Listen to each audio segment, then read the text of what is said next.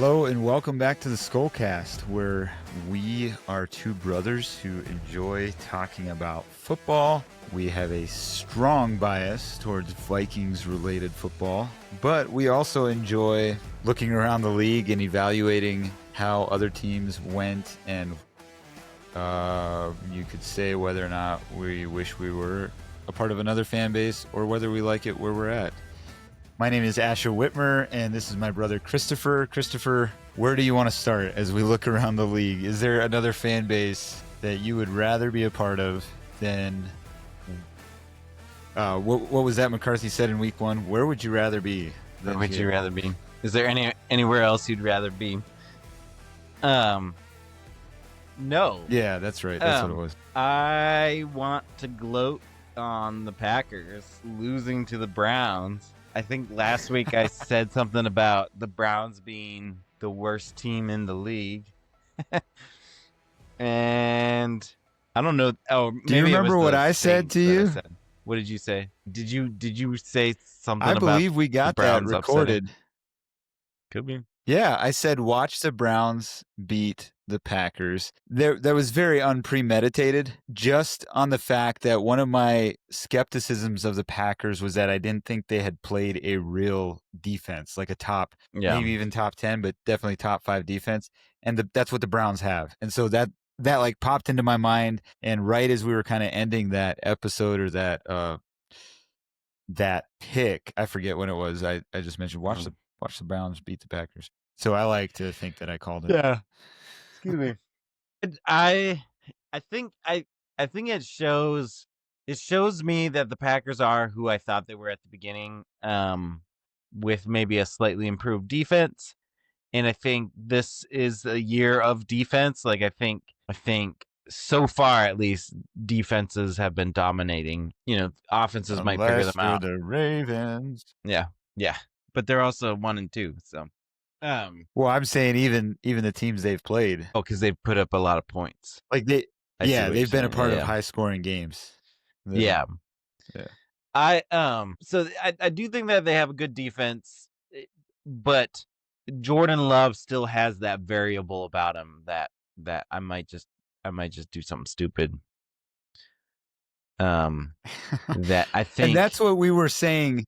Yeah. Finish. Go for it. Yeah. Well, I was just gonna say I don't think, unless he changes mid-season, I don't think he can lead them to a Super Bowl. Yeah, exactly. Like when the Parsons trade went down, we did not do any recording. We had pre-recorded several weeks out, but that's what our back and forth was like, honestly, this doesn't really scare us as a team, as fans of a team that's in the NFC, because the lack of an aggressive pass rusher was not the biggest issue the Packers faced last year. 100% Parsons makes them better. Parsons makes their defense better, and he's proven that.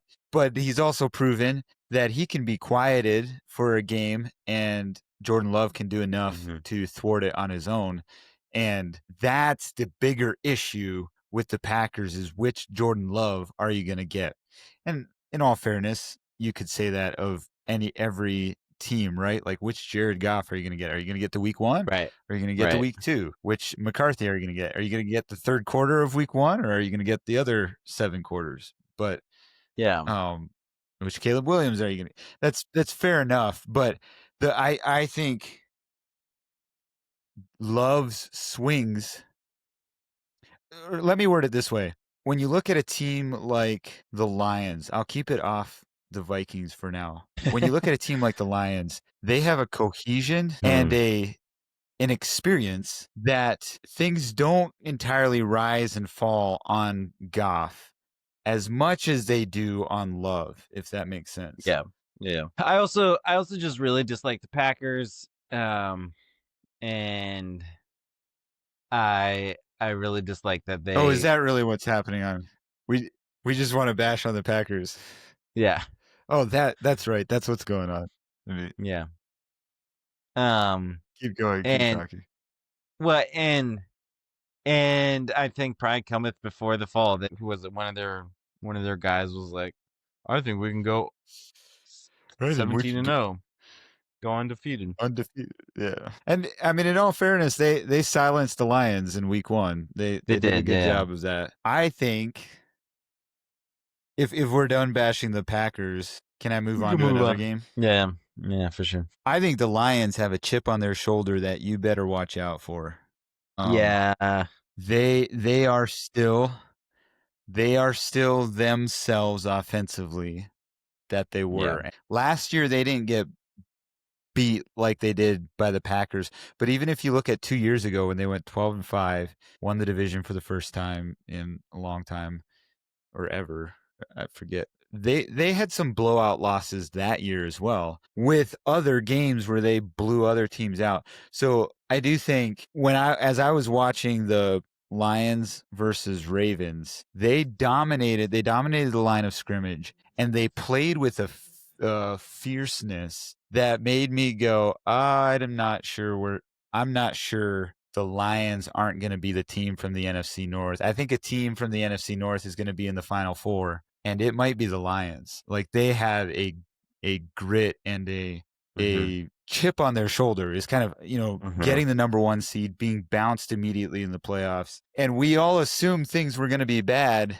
with them changing out coordinators. And I'm not so sure if Campbell shouldn't win the Coach of the Year if indeed he ends up, if they win the division and if they go on into the playoffs. Obviously I think those awards are chosen before playoff results, but having that much transition, I think they said he lost 6 or 8 coaches. Yeah, it's crazy. Over the offseason, and to bring them back and still have that same physically dominating sort of presence on the football field. Can we just talk about during the broadcast? No, go for it. Oh, I was just going to say, during the broadcast, they brought out how Dan Campbell, when he first came into the league as a head coach, he wanted to develop what Baltimore had in the physicality and aggression and everything. Well, in that game Monday night, it looked like there was one team that was physical, that was aggressive, and that was Dan Campbell's team. Yeah. I think it's an interesting storyline for sure. Like, I think I really dislike Ben Johnson. I like Dan Campbell. I may be judging Johnson too harshly. I just really dislike the vibrato. And we don't like cockiness. Yeah. We're probably being cocky ourselves. But the thing is, like, the Lions have been cocky and have had vibrato and whatever, but it's from this position. Oh, hi, Joe. They follow through. Well, they follow through, but it's also with this sort of self-awareness that people think we're trash. Like, people think. Yeah, that's true. Like that moment. Hey, Joanna. She just woke up from her nap and came and found me, I guess. There you go. Talking to It's Uncle Ash. Skullcast time. Hi. She's fine. I'll leave the door open. I don't know if you remember that moment when Jared Goff, I think it was their first season together, and it was probably the first season where they really started winning in the locker room, and he was giving out game balls, and he told Jared Goff, like, you're good enough for us, because he had just been traded from Los Angeles. And like that, I mean, it annoyed me because it's the Lions, and it annoys me that the Lions have been better than the Vikings after being terrible for so long. But if I was a fan or if I was a player, if I was in that room, I would have gotten chills. Like, that's an incredible moment. 100%. And it fits with their narrative, their story of, like, people think we're trash. We've been the laughingstock of the NFL for decades. And like, we're gonna, his famous, like, we're gonna bite him in the kneecaps, like that. There's something different, I think, about kind of saying something kind of dumb, like, we're gonna bite him in the kneecaps, and then we're gonna,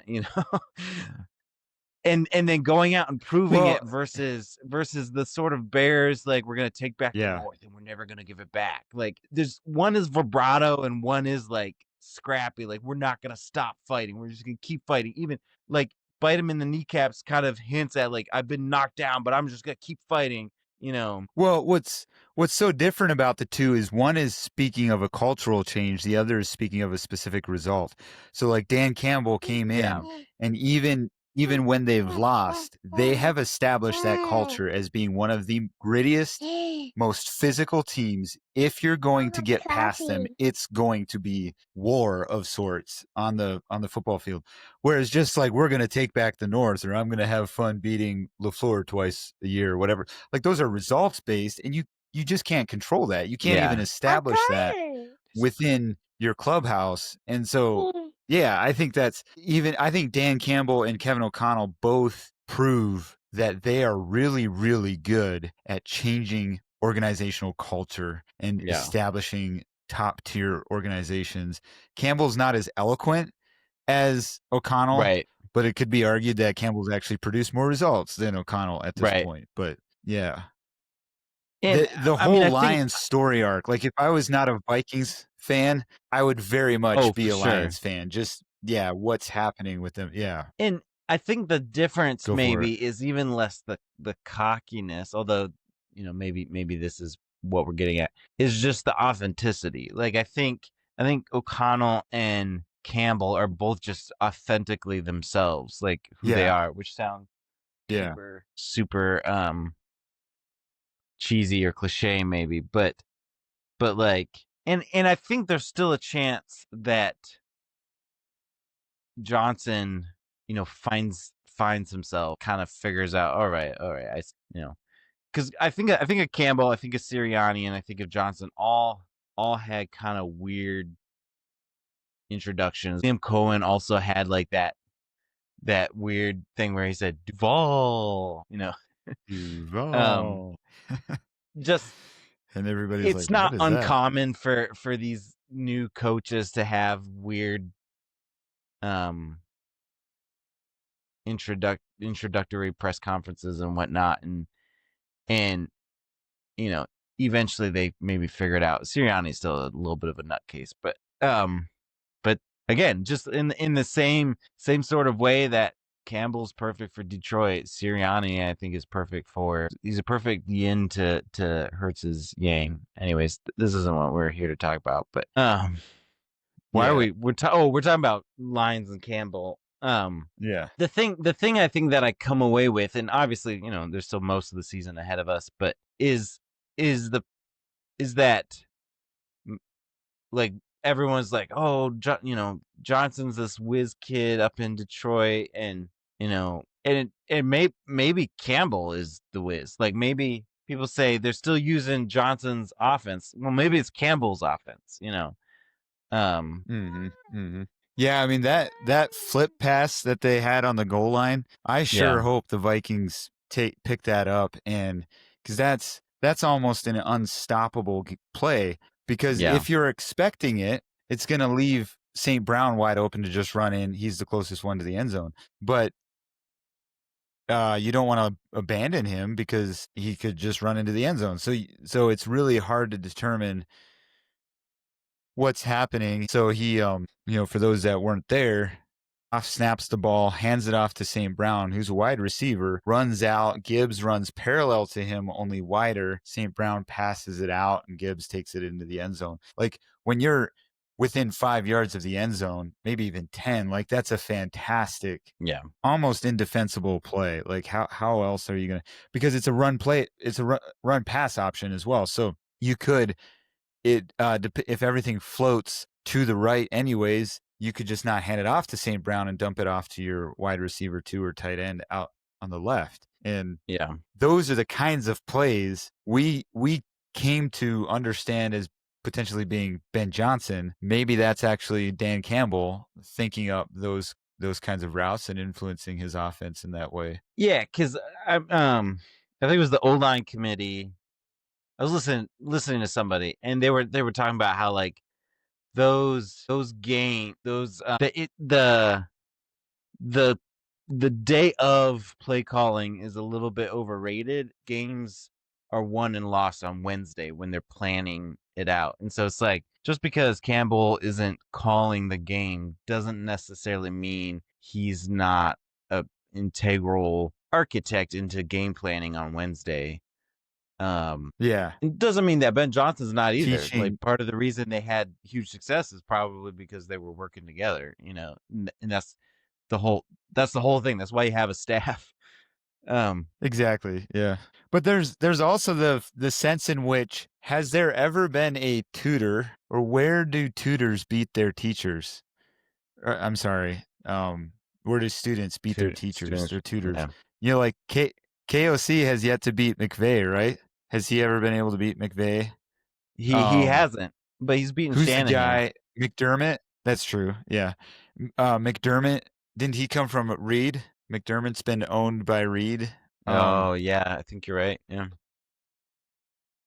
yeah, Ben that's Johnson comes interesting. from Dan Campbell. Like, they can be elite coaches in and of themselves, but this notion that like somehow every aspect of that team, like there's a reason McVay is the head coach of the Rams. There's a reason Right, Kyle Shanahan is head coach of the right, 49ers. Dan Campbell's the head coach of the Lions. And so they might be birthing new elite head coaches, but that doesn't mean that they're the only reason they're elite head coaches. Like, part of what makes them elite is the ability to surround them with good, high caliber coaches, and then even raise those coaches up to the next level as well. right.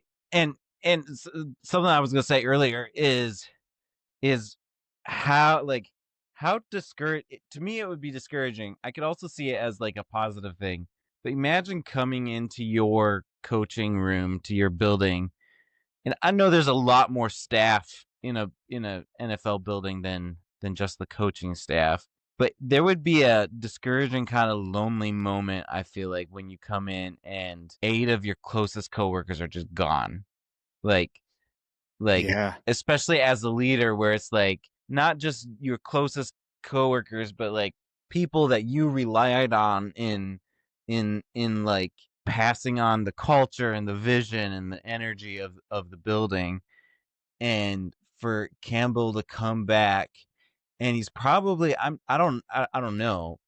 I imagine he probably went out and, like, poached some people from other teams, probably promoted a bunch of people, and so it's probably, But it's fairly even seamless transition, but there would be a moment of just like, "Oh, man, for me, this is Oh, overwhelming. I gotta start all 100%. over again." Yeah. But it's almost worse than that. It's not that they're just gone. They're now like top coaches of opposing teams Yeah, the in your competitors. division. Yeah, Some of them in your division. And so now the people you used to problem solve with, now they know how you problem solve. They know some of your tendencies. And yeah, like I that's probably one of the biggest reason. Obviously it's only week 3. There's a lot of football to play yet, but why I would say Dan Campbell is my leader in coach of the year, yeah, depending on what KOC does with between the dance back and right. forth between Wentz and McCarthy and all that, like by the end of the season, I Keeping the might team be making a together. case for him again as well. Right. But I definitely think coming into the year, Dan Campbell has probably had the biggest potato on his plate to somehow try to navigate without dropping. And yeah, I don't know Yeah. what metaphor I'm trying to use, but what you so we talk about the Lions, the Packers. What about our good old friend Sam Darnold out in Seattle? They beat the Saints 44-13. There was a moment there where I was like, "Oh no, I don't want them to score more than the Vikings," and then they didn't, and then I was fine. Yeah. What are your I I'm don't know that there's a lot to say. The Saints are a bad yeah, team. I think they could go yeah, 0-17. But just in terms of Darnold's looked pretty good out there in yeah. Seattle. And yeah, what kind of reflections do you have? Are they 3-0, No, they're Seattle? 2-1. 2-1. Yeah, Um, they lost their opening game, if I remember correctly. That close, the Niners just barely beat them. yeah, I mean, I'm super happy for Darnold. I did they they bench Darnold at the end of the game? I just see Drew Lock has 3 Drew Lock attempts. came in for yeah. Understandably.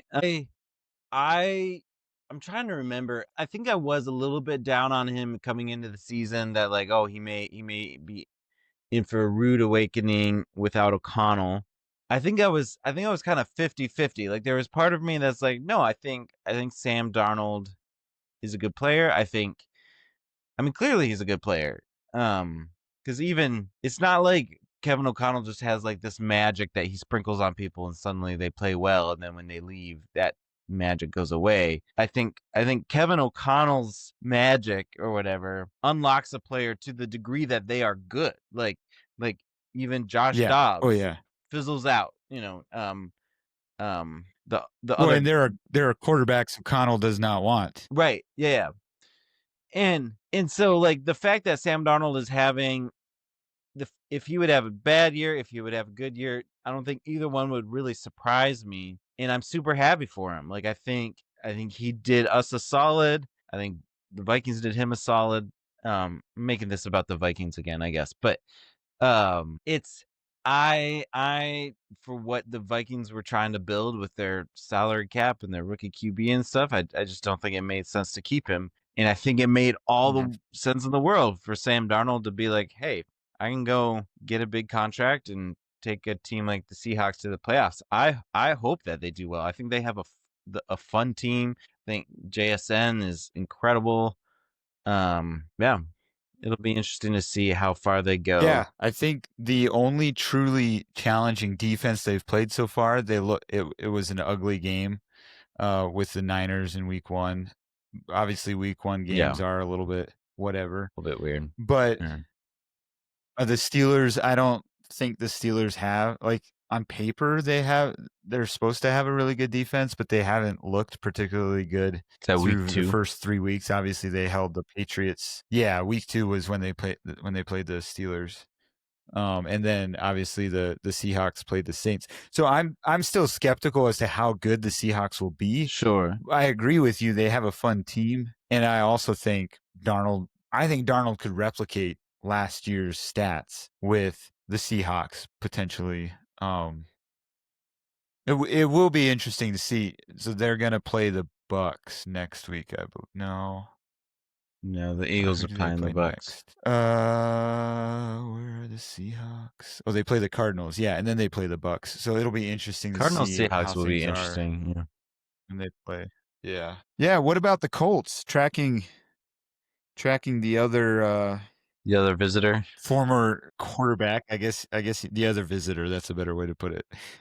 He never played. It is funny. Daniel I was Jones. looking. So Go for it. here's the thing. Through his first 3 games with the Colts, Daniel Jones has averaged slightly over 31 points a game. Now, you remember who played for the Colts, right? Did you know that no quarterback has ever done that for the Colts before? That's incredible. In 3 games? In a 3-game stretch, or particularly, I don't have the graph in front of me. I saw it on Twitter someplace. I'm seeing if I can find it. Uh-huh. But I can't remember if it's like to start a season or if it's just in a 3-game stretch. Yeah, but that stat, like not, I think Peyton Manning, Yeah. the highest he was ever was 30. He averaged 30 for a Yeah, I mean, 3-game stretch. Again, I can't remember start a season or just any 3-game stretch. they Peyton Manning, Andrew Luck, uh, Johnny Unitas way back in the day. Yeah. They haven't played like the Dolphins looked really terrible those first 2 weeks, and the Titans I think aren't great. Mm-hmm. But they eked one out against the Broncos, which is super impressive. What are the Broncos at? Are the Broncos 1-2? Broncos are 1 I and 2. Yeah. I think I say it's impressive because the Broncos I think have a good defense. I don't know how their offense is shaping up this year. You think so? What? I think what? You think the Broncos have a good defense? Yeah, I think so. I mean, they certainly have good players. And it's what's his face is there? Let me look. Sorry, I'm doing some You're research. talking about the Surtain, Yes, I mean he was the defensive player of the year last year. Yeah. Right. I guess they don't have a star coordinator. I was thinking that they had a name, household name coordinator, but Vance Joseph, I've never heard of him. Yeah. Yeah, I mean, I guess I they're putting up fights, certainly. The Broncos. yeah, they are. They're putting up fights. They're kind of through 3 games, they're kind of middle of the pack as far as holding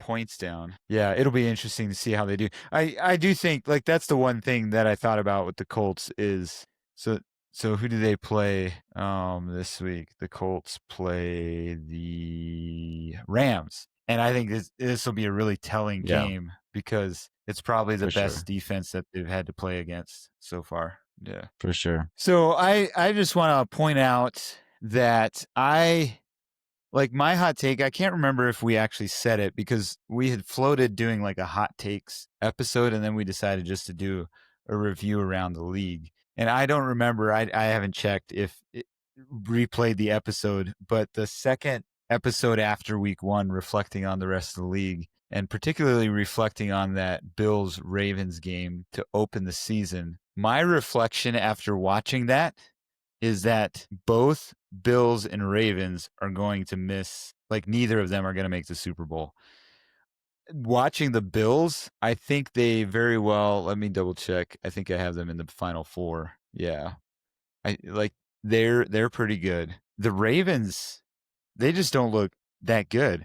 And the thing that stood out to me about that Bills Ravens game is the main issues that ended up being their Achilles heel last year were still their main issues. And for the Bills, that's their defense that, the Bills gave up a lot of points last year. Now, interestingly, they've actually played fairly good defense in the 2 weeks since then. The Baltimore Ravens have proven to have probably a weaker defense, Mm-hmm. but the biggest thing that I think the Ravens' Achilles heel is their ball security. They crucial catches last year, missed catches, cost them literally their season as Mark Andrews dropped his ball. But then Those Ravens, yeah. even some other fumbles, the Ravens, yeah. And now this year, it's from Derrick Henry, which he's fumbled in every single game of the season so far, 3 for 3. And that is so abnormal for him. I don't think that's going to Yeah. continue throughout the whole season that he has 17 fumbles. But it's just kind of a microcosm of the fact that these two teams still have, like the Eagles, when I look at the Eagles or even the Rams, I think they have the pieces there. Mm-hmm. They're just playing sloppy right now. Like they're playing like you could get them. Whereas I'm not convinced the Bills and the Ravens fixed with proper personnel or proper pieces or training or whatever. Like, I don't know if they fixed the issues that cost them their seasons last year. I don't know if you have any thoughts on that. Yeah, I mean, the Ravens certainly, in some ways, the Ravens have the feeling of coming into this year like they didn't do anything. Yeah. They're still good, they're still formidable, but like as far as like improving, how did you improve? There's a certain complacency there, and I think it's exposed by John Harbaugh talking about kind of being defensive about the idea that they're Super Bowl or bust. And I think anytime a team is like, no, we're not Super Bowl or bust, it's like, okay, I mean, I said yeah, that like, last year about the Lions. Yeah. yeah, it's like, And some Lions fans were kind of defensive of that, and then they got bounced one time in yeah, the first time in the playoffs. it's, I mean, yeah, it's kind of like this, it kind of makes sense, I guess, for fans to be defensive because it's like my season's not a waste if my team doesn't go to the Super Bowl. I don't think that about the Vikings. Sure. But Yeah. there is a certain mentality of Yeah. like if as a player you're not thinking Super Bowl or bust sometime within my career, why am I playing? That's the thing with Cousins is like Yeah. I I think Cousins legitimately wanted to win a Super Bowl. I think he wanted to give his family like Financial long-term security. wealth more, which is Yeah. fine. I maybe have some of my disagreements in how I would approach life with all of these people. And so that's a fine Maybe? approach if Cousins That's a maybe? so I'm not gonna get into an argument with Yeah. Cousins about how he's dealing with his finances, but there is like this thing of like as a football team, why would I want to pay a player millions of dollars if they're not like dead set on getting a Super Bowl? Like, and I mean, Yeah. if we want to dive into the philosophy of this, then it's like, I mean, that's probably part of why it's difficult for Christians to be the best, um, to be the best at anything, because oftentimes to be the best at anything, it has to be all consuming, and it's very It has to be difficult the to be. most important thing to you. Yeah. Yeah. And in Yeah. order and it's I'm not saying it's impossible, but it is a very difficult thread to needle to be obsessed with a goal and faithful to all of your other relationships. Um I'm not gonna say it's impossible. I just think it's a very difficult thread to needle. Anyways, all that to say, I think if a coach is saying it's not Super Bowl or bust when you are in your Super Bowl window, like Lamar Jackson, Derrick Henry, they've been here for a couple of years. You could have gone to any of these recent Super Bowls. Um, and the idea that you're getting towards the So end of Henry's career, you're getting towards the mid tier of Jackson's career. I mean, Harbaugh's been in the league for like. do you feel Go for it. Sorry. Yeah, well, I guess like thinking from Harbaugh's vantage point, do you feel like the question is disrespectful? He's won a Super Bowl. As long as he's head coach and functioning the team, this team has a chance at a Super Bowl. Like, is that kind of his framework? Like, I agree. It feels short sighted and even like what's going on here if Yeah. you don't recognize the window you're in and like doing whatever you can to try to get another one here. But I guess is that some of where his defensiveness is coming from? Like he's an elite head coach. Yeah. He's done it. He's done more than what even his own brother has done in Yeah. the NFL. I mean, maybe like for some personalities having that pressure, I think, for someone like Tom Brady, it was Super Bowl or bust the day after Sure. Yeah. his Super Bowl win. I think he Yeah. thrives under that sort of pressure. I and even someone like Jalen Hurts a little bit, who has a little bit of a similar personality to Brady, where it's just like I'm a little bit of a robot. Um, I thrive under pressure, but then I could There's see that if. sense Yeah. you get that sense from them like they're going to show you every new year that they can do it. Like they Yeah. yeah. Whereas other people might not. Like I don't necessarily thrive under pressure, under that kind of pressure, I guess. Like where it's like if you mess up in this one instance, everything goes to waste. I'm statistically more likely to mess up. Now if I'm pressured in the sense that I have something coming up and I have many opportunities to achieve the thing that's coming up, that kind of pressure can be helpful where it's like I have like 10 tries at it, and I don't know if my illustration is working. Like there's different people thrive under different kinds of pressure. And so Mhm. maybe he's trying to Yeah. alleviate, maybe he just knows himself and his team that like they don't right now, they don't need this sort of back talk where it's like, oh, we got to win a Super Bowl. It's like, no, keep doing your thing. It's sort of that thing of like the repetition. We talk about it at our coffee shop where it's like Yeah. go slow to go fast, where it's like in order to make this drink, I need the new people to slow way down and get all of their mechanics, all of their muscle memory down pat. Mhm. And then as Mhm. that muscle memory becomes second nature, then you'll just naturally become faster. Maybe he's doing something similar where it's like, I don't need my players thinking it's Super Bowl or bust. I just need them working on their mechanics, on their throwing, on their mental processing, on the plays. And as all of that comes together, I'm so confident in our play calling and in our strategizing and in our talents that we will make a Super Bowl run. I just think it seems like it would have the potential to kind of cut the wind under out from it, where it's just like, oh, coach doesn't think Super Bowls. I don't know. I'm not a player. Yeah. I'm Yeah. not a coach. I I do wonder seeing some of Henry's reactions to his fumble and stuff like maybe that is part of things going on. Like one of the big, like Henry is an elite first round Hall of Famer, first ballot Hall of Famer running back, and seems like maybe he needs to get out of his head a little bit. Like just Yeah, move on to the next play yeah, that you can control.